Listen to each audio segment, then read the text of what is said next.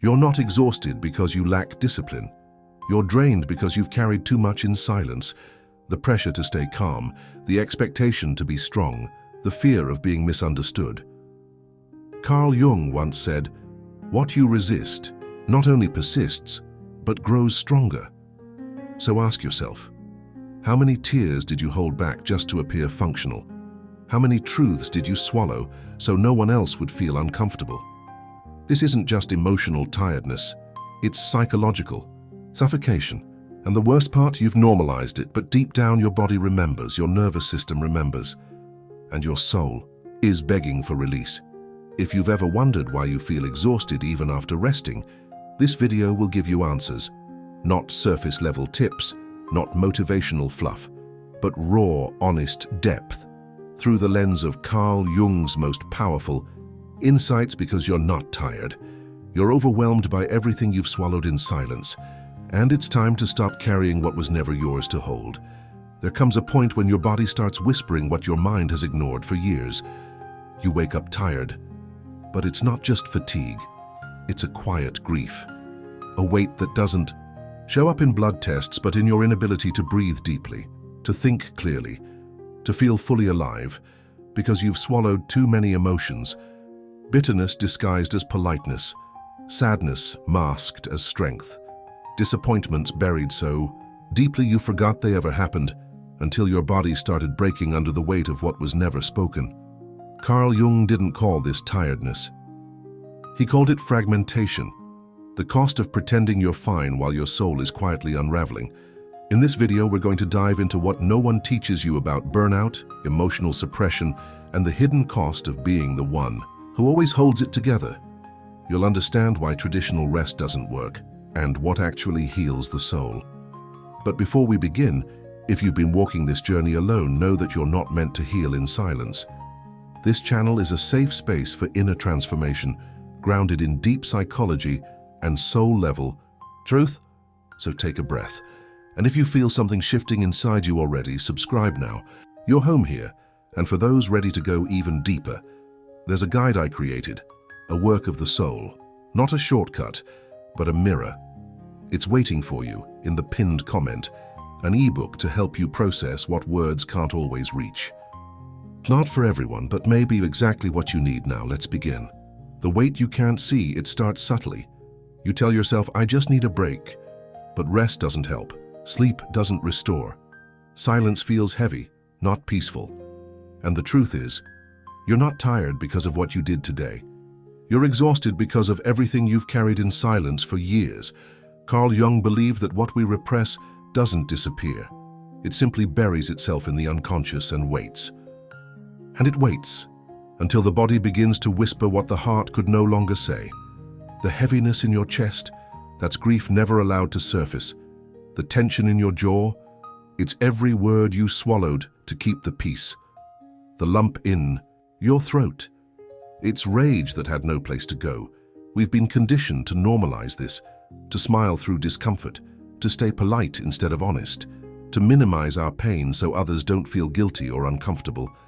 And in doing so, we've turned ourselves into emotional containers, bottling up sadness, shame, heartbreak, confusion, until there's no more space left.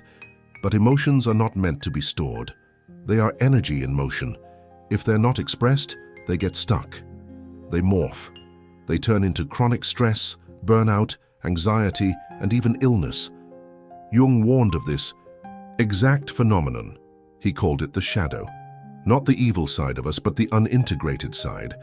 The feelings we're told are too much or too weak. The truths we never gave ourselves permission to feel. The needs we had to deny in order to survive, so we cope. We become high-functioning while falling apart on the inside. We achieve more, smile bigger, perform harder, all while something deep within us begs to be seen.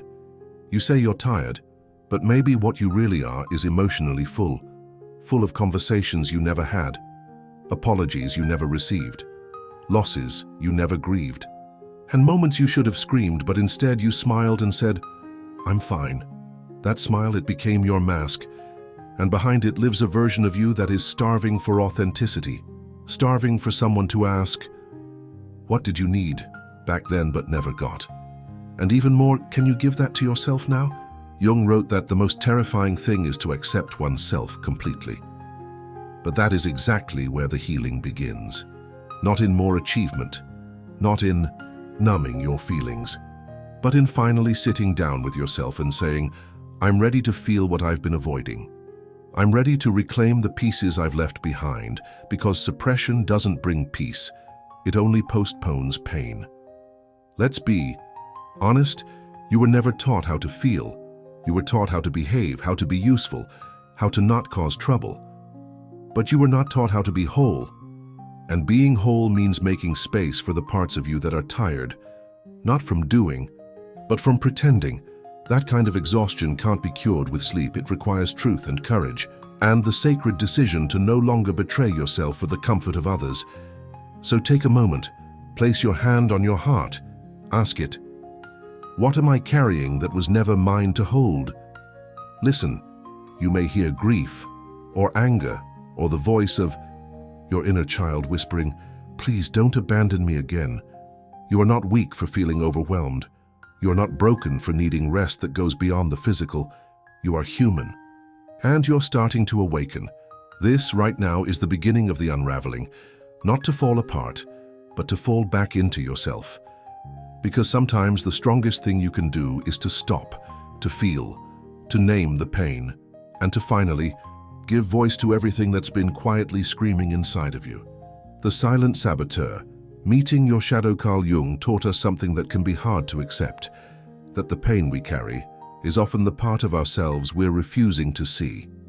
You think your exhaustion is because of stress, routine, people. But maybe, just maybe, it's because you've been at war with parts of yourself for years. There is a version of you inside that never stopped feeling, that never forgot what it needed. And that version, your shadow, is not the enemy. It's the truth you've been trained to suppress. We all carry a shadow. It's not darkness in the way we've been told. It's the disowned self. It's where you put your grief when you had no one to hold it. It's where your anger lives when you were punished for expressing it. It's the wildness, the creativity, the softness you buried to survive in a world that taught you how to perform, not how to feel. But what's repressed is not gone. It waits, and it will keep waiting until you're ready to listen. The shadow speaks through symptoms. That anxiety you can't shake, that could be your inner truth trying to break through the silence. That self-sabotage, the why do I always ruin things feeling. It's not your fault. It's your wounded parts making sure you don't get too close to something that once hurt you. When we ignore our shadow, it controls us. When we face it, it frees us. Facing the shadow isn't glamorous. It's messy, uncomfortable. It's crying in silence for something you didn't even realize you lost. It's remembering a version of yourself that you abandoned to feel safe. But that's the path, not around. Through. Jung said, until you make the unconscious conscious, it will direct your life, and you will call it fate. That's not just a quote, it's a reality. When you don't meet your emotional wounds with awareness, you reenact them, in relationships, in self-worth. In the way you silence yourself, even when everything inside is screaming, speak. But there's good news. The shadow is not trying to destroy you. It's trying to wake you up. Your jealousy might be a buried dream you gave up on. Your resentment, a boundary you needed but never set. Your fear, a part of you that just wants to feel safe again. When you begin to decode the language of your shadow, life changes. You stop blaming, you start understanding, you stop reacting, you start observing, you stop fighting yourself. Here's the truth. Most people avoid. Healing is not about becoming perfect. It's about becoming whole. You don't need to fix your anger. You need to listen to what it's protecting. You don't need to silence your sadness. You need to ask what it's trying to show you. You don't need to shame your fears. You need to sit with them, like a child who's been scared for too long. This is not weakness. This is emotional strength. This is spiritual maturity. This is the work no one claps for, but that changes everything. You want peace? You can't buy it. You cultivate it by making room for the parts of yourself that were never allowed to speak. And when you do, the shift is quiet, but massive. You start showing up differently, not to impress, but to connect. You stop chasing love from those who only loved your mask. You stop explaining your worth. You stop running from silence, because silence is finally safe. Jung called this process individuation, becoming who you truly are beneath the roles, rules, and wounds. It's not about becoming something new. It's about remembering what's always been there, underneath the people-pleasing, the proving, the perfectionism. And when that remembering happens, everything starts to make sense. The real beginning, living in alignment with your true self. Something sacred happens the moment you stop running from your pain and start listening to it. You begin to realize the life you thought you had to chase was never outside you. It was always waiting, beneath the noise, the roles, the expectations. Carl Jung called this awakening individuation, the process of becoming who you really are, not who the world told you to be. But what does that look like in real life? It means walking away from what looks perfect, to build what feels true. It means making decisions not to please others, but to honor your inner alignment. After you've met your shadow, after you've allowed the broken pieces to speak, you begin to feel something new.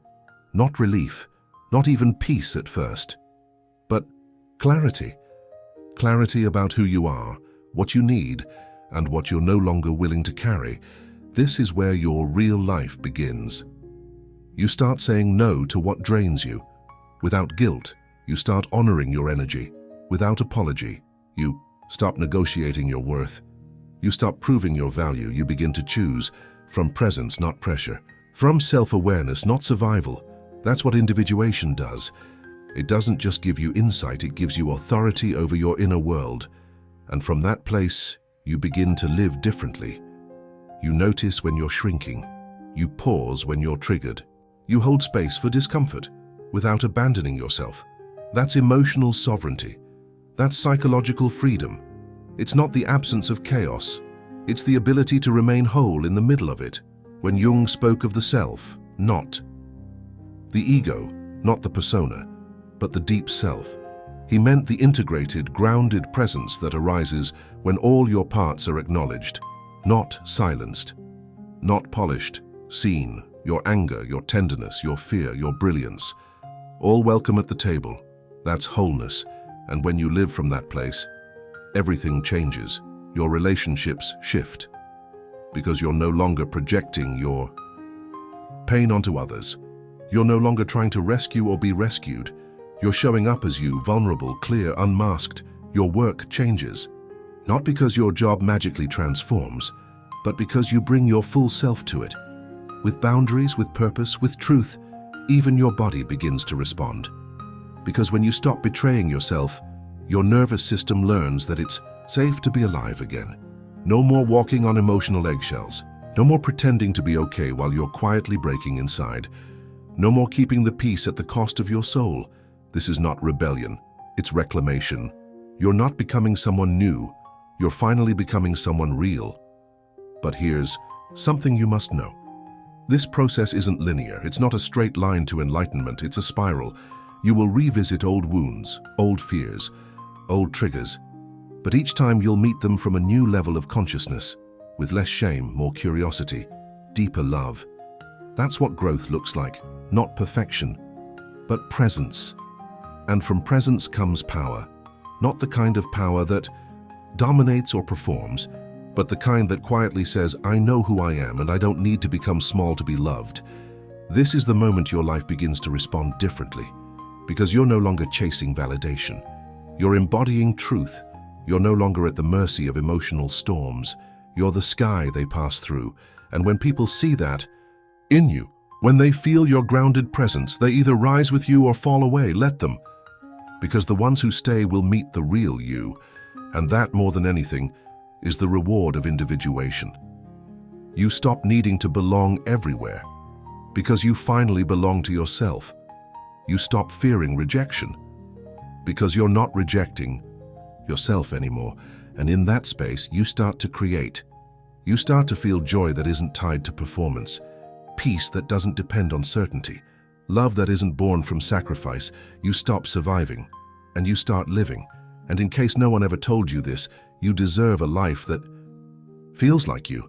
You deserve to trust your voice, to follow your rhythm, to take up space without justification. You don't owe the world a version of you that's always okay. You owe yourself a relationship that's always true.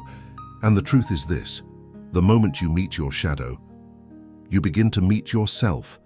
Not the version that was edited for approval, but the one that whispers in quiet moments, "I'm still. Here I never left. I've just been waiting for you to remember." This remembering is not an idea. It's a practice, a lifestyle, a spiritual commitment to stop abandoning who you are. And once that begins, there is no going back. The life waiting for you.